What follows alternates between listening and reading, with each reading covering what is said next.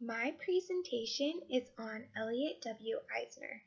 A little background about him was he was born in Chicago, Illinois in the year 1933. He, at a young age, showed an interest at art, and his family and friends assumed that he was going to become an artist and that's how he was going to make his living. And he started furthering his education by going to the Art Institute of Chicago, and he trained to become a painter there. And then he kind of surprised his friends and family when he decided he was going to go into teaching, and he got his doctorate at the University of Chicago. And after he had graduated, he became a art teacher at a high school in his local Chicago area. A little bit about what he's doing today.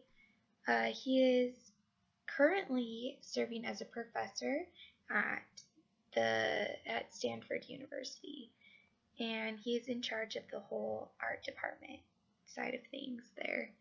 He is the author of 16 books, and they're all about art education and how art and education should be tied together and how it can heavily impact students. He is frequently asked to speak to wide groups of people at professional conferences that train administrators and teachers and other professors. And he just shares his views on teaching and how to become a better teacher and help students the most. Elliot Eisner strongly believes that art and education should not be separated, that they need to go hand in hand. And he encourages teachers to encourage their students to become artists. And when he says artist, he doesn't mean it in the traditional sense we might think, like painters or sculptors or like making drawings, but he means artists as in pushing students to think on a creative level, a deeper level of thinking, and to think outside of the box and have their own individual views rather than believe everything that the world tells them. A quote by him is, "Not only should we teach with professional expertise the discipline of music, dance, theater, and the visual arts to our children, but also we should change the ways of teaching and learning math, science, history, and other core subjects to more closely resemble the way teaching and learning takes place in the arts." And Elliot Eisner is kind of famous for coming up with 10 lessons that the arts teach children. And these lessons are kind of how he teaches and suggests that other people should teach. So the first one is art teaches children to make good judgments about qualitative relationships.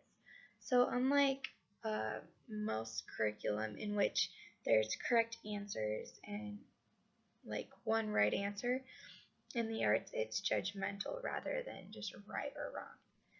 The second one is the arts teach children that problems can have more than one solution, and so it's just giving them different answers, and again kind of tying back to the not just one right and one wrong. Number 3 is the art celebrates multiple perspectives. So just because people have different opinions doesn't mean that their opinion is wrong. Number 4 is art teaches children that in complex forms of problem solving. So it kind of, like I mentioned earlier, has that deeper level of thinking. Then number 5, the arts make vivid the fact that neither words in their literal form nor numbers exhaust what we can know. The limits of our language do not define the limits of our cognition. So again, more of the deeper level of thinking.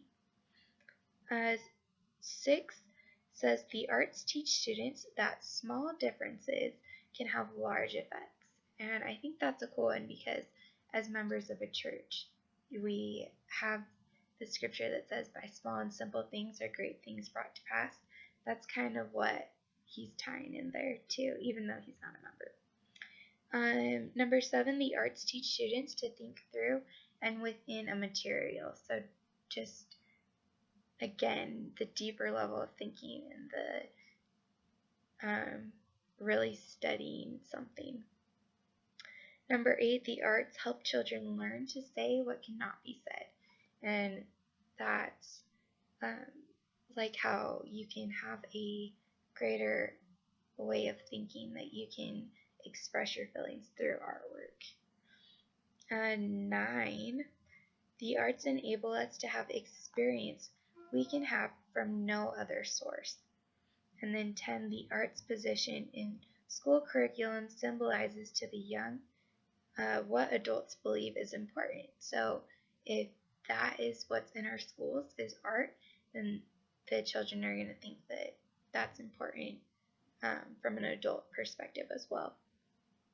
One last quote by Eisner is, he explains, work in the arts promote many kinds of intellectual skills and forms of thinking.